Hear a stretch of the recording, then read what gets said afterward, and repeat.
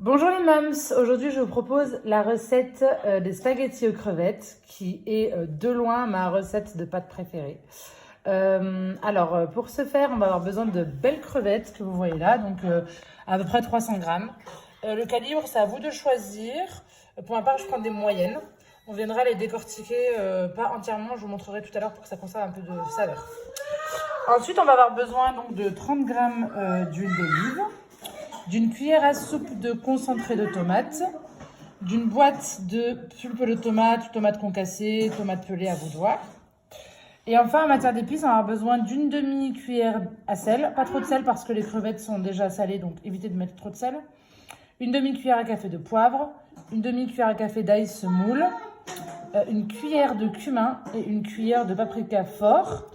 En toute fin de cuisson, on aura besoin de persil.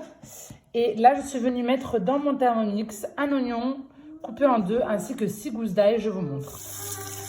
Alors, dans mon Thermomix, je suis venue mettre, donc, comme je venais de vous le dire, un oignon coupé en deux ainsi que 6 gousses d'ail.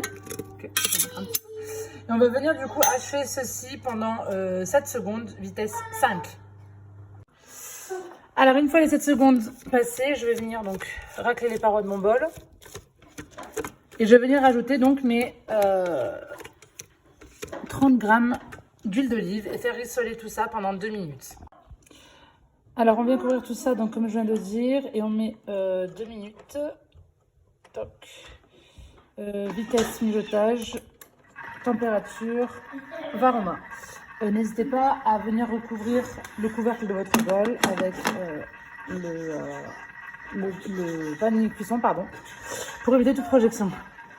Alors pendant ce temps-là, je suis venue couper, donc comme je vous avais dit, mes crevettes. Alors le but en fait, c'est vraiment de garder un maximum de carcasse, on va dire, pour qu'il y ait de la saveur dans vos pâtes. Donc moi, ce que je fais, c'est qu'en fait, je me débarrasse de tous les petits fils, vous voyez, sur la crevette, et je garde la tête, la queue et la carcasse ici, ce qui fait que j'ai un résultat comme celui-là. Voilà. Et donc du coup, ça me permet vraiment de garder tout le goût de la crevette, ce qui est plutôt savoureux, plutôt que de les décortiquer entièrement.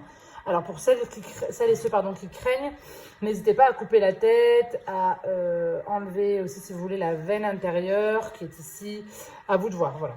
Mais honnêtement, avec un petit peu de cette partie, en fait, ça lâche beaucoup d'arômes et de saveur. Une fois mes 2 minutes passées, je vais mettre du coup ma pulpe de tomate dans mon Thermomix. Je viens y ajouter du coup ma grosse cuillère de concentré. Et cutie. Et je vais y rajouter aussi mes épices, donc une demi-cuillère à café de sel, une demi-cuillère à café de poivre, une demi-cuillère à café d'ail semoule, une cuillère à café de cumin et une cuillère à café de paprika fort. Alors pour ma part, j'ai utilisé du paprika fort parce qu'on aime beaucoup manger épicé. Si vous, c'est pas trop le truc, n'hésitez pas à mettre du paprika doux ou à mettre qu'une demi-cuillère de paprika fort. Et une fois du coup tous mes ingrédients dans mon Thermomix, je viens recouvrir à nouveau avec mon couvercle et le panier cuisson. Et je viens chauffer tout ça pendant 10 minutes. Température 120. Mijotage. Le but ici, c'est vraiment d'enlever toute amertume à la sauce tomate et de la réduire un maximum avant de mettre de l'eau et ensuite rajouter nos crevettes. Alors voilà du coup le rendu de mes crevettes que je vous disais donc tout à l'heure. Pendant ce temps-là, mettez 1 litre d'eau dans une bouilloire afin qu'elle soit chaude pour qu'on puisse la rajouter à notre préparation. C'est bien de mettre de l'eau chaude, comme ça ne perturbe pas la cuisson et c'est plus rapide aussi. A tout de suite. Alors du coup, une fois mes 10 minutes passées, attention, hop là. Voilà, j'ai une sauce qui a totalement réduite, comme vous pouvez le voir. Et c'est ça la clé d'une bonne sauce de macaron. C'est qu'il n'y a pas le goût là, de la tomate, un goût acide, vous voyez. Donc, une fois que ma sauce a bien pris, je viens rajouter donc de l'eau bouillonnante. Oh là, j'en ai foutu partout. Jusqu'au trait 1. Voilà, il ne faut pas que ça soit trop liquide non plus, c'est pas une sauce de couscous. Voilà, il faut qu'elle soit semi-épaisse. Donc voilà, jusqu'au point 1 qui est là. Donc je sais pas, j'ai dû rajouter peut-être 300 g d'eau, 400 g d'eau. Je viens y rajouter du coup mes fameuses crevettes qui sont pas décortiquées mais qui sont en tout cas dépourvu des petits filaments là tout autour. Donc là, je vais les faire baigner un petit peu. Et là, je vais poursuivre ma cuisson pendant 10 minutes. Sauf que cette fois-ci, je vais venir couvrir. Alors, hop, je mets ça ici. Je couvre. Et je poursuis ma cuisson pendant 10 minutes. 120 degrés toujours, pour éviter que notre sauce ne brûle. Attention à bien retourner les couteaux pour pas que ça hache. Merci, Ambré. Et mijotage tout aussi. Et voilà, donc là, la sauce devrait être prête dans 10 minutes. Pendant ce temps-là, vous pouvez donc faire chauffer votre eau pour la cuisson de vos pâtes. Choisissez les pâtes que vous voulez. Moi, je veux les spaghettis, mais c'est vous qui le sentez. Alors, une fois mes 10 minutes écoulées, hop,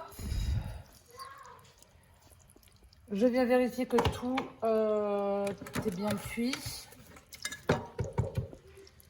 Alors voilà la sauce est semi-liquide, c'est ce qu'il faut, hein, une sauce semi-épaisse. Je vous montre un peu la texture, vous voyez.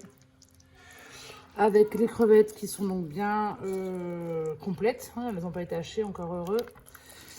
Et donc maintenant, je vais venir mettre cette sauce sur mes pâtes et venir mélanger le tout. Juste avant, n'hésitez pas à venir parsemer avec du persil. Donc moi, j'achète préhaché chez Lidl, trop cool. Et donc venir en mettre un petit peu, faire un petit tour de Thermomix éventuellement, ou mélanger à la main. Hein. Voilà, et bien le mettre en fin de cuisson, comme ça il reste bien savoureux le persil. Tadam!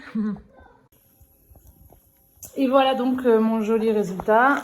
Je viens parsemer tout ça de persil. Et je vous souhaite un excellent appétit. Aussi, j'en profite pour vous montrer, je ne sais pas si vous connaissez, c'est le thermoserveur de chez Thermomix, qui en fait permet de garder les aliments au froid ou au chaud. Et donc, voilà, on garde ça au chaud jusqu'à l'heure du repas. Bon appétit à vous!